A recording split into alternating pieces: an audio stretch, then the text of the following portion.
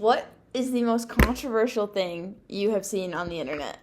Something that just makes you go, oh my God! I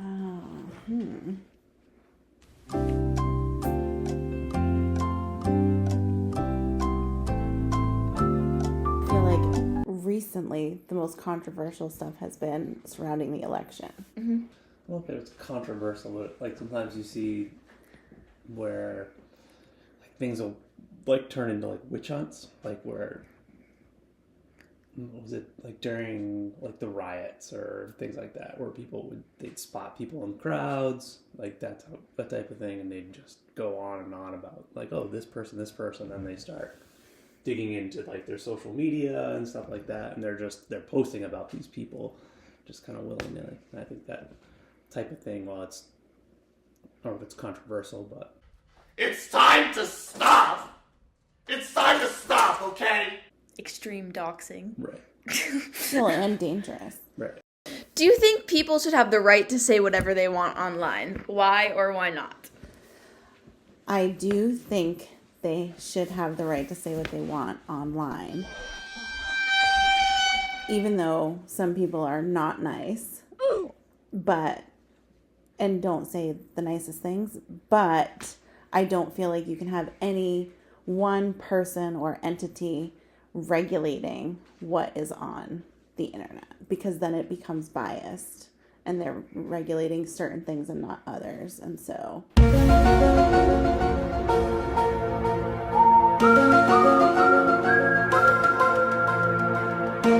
I think they can't regulate it at all. I mean, I don't think you should be a jerk online. That's a child! And that's an ugly, pimply bitch! I don't think because you're hiding behind a computer that you should be able to say whatever you want. I think people should be kinder. No, I don't want to do that. But I also think once you start regulating one thing, you've regulated it all, and then... You've reached your limit on talking. Right, and Start that. regulating it, like, take away freedom of expression. Yes. Do you personally understand the consequences of posting something online to the public? Yes. I would not post online anything serious, anything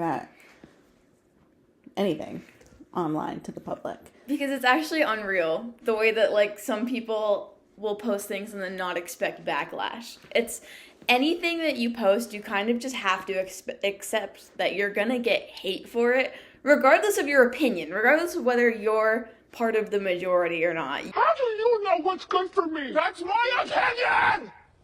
You are going to get hate Bruh. for anything you say, especially if you post it on a public platform. Mm-hmm. And I don't think that some people that post on these public platforms really comprehend the fact, the consequences of doing that. Some people are really fucking stupid. Because then they throw hissy fits.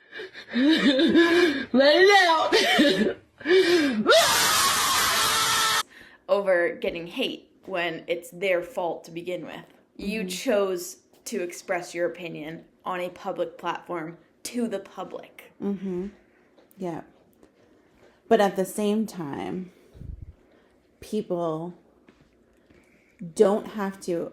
I also think it's the people's. Let me tell you something. All right. Let me tell you something. Who comments fault too, in a way, because if you don't agree, that's fine. You don't have to write back with hate. Exactly. You can have a conversation about it, or you can just pass by the post and not say anything if you don't agree. There's no need to be lashing out to people that you don't agree with, in person or on the internet. They ask you how you are, you just have to say that you're fine when you're not really fine, but you just can't get into it because they would never understand. I agree.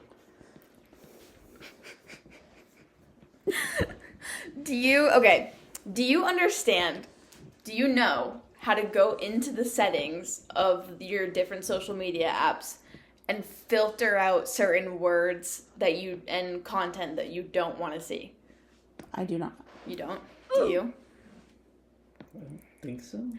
Speak up, but about a car, problem solver. Speak up. It's a great tool. It's really great because if I don't want to see anything about the election on my feed, I can literally just go into the settings, go to muted words, and enter election, and then that will never show up on my timeline again.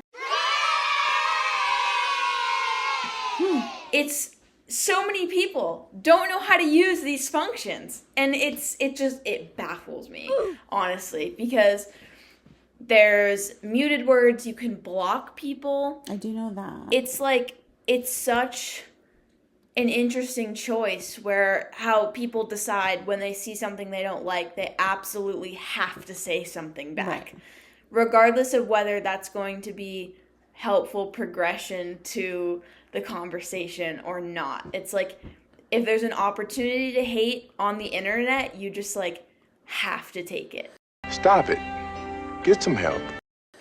I think one of the funniest things, or I mean, it's not actually funny, I guess, if you're the person who's getting hated on, but one of the funniest things is to look at a video or something that somebody says and then immediately go to the comments, because you know from what is posted that people are just going to be terrible. And it's unbelievable to me that people will do that to somebody on the internet. Somebody they don't even know. Why does it affect you? Right. Just keep going. Keep scrolling. I definitely think about it, you know? Yeah, I'll be scrolling on TikTok and I'll come up on a post of someone and it has 15 likes and it's of some person dancing really badly, and I'll want to comment you still have time to delete this, or something like that. But I don't, because I'm a good person who has morals around kindness, and I'm gonna just scroll past and not do that because I'm not a jerk. Computer. They would never say that kind of stuff to somebody face to face. Right. It's so different on the internet. Free speech on the internet versus in real life. There's on the internet, it's an entire different world, because you get to be whoever you want and you don't have to be yourself and you don't have to confront that. And that gives more room to just say even more hateful things. Yeah. I agree, because it's... Have you ever had a dream that you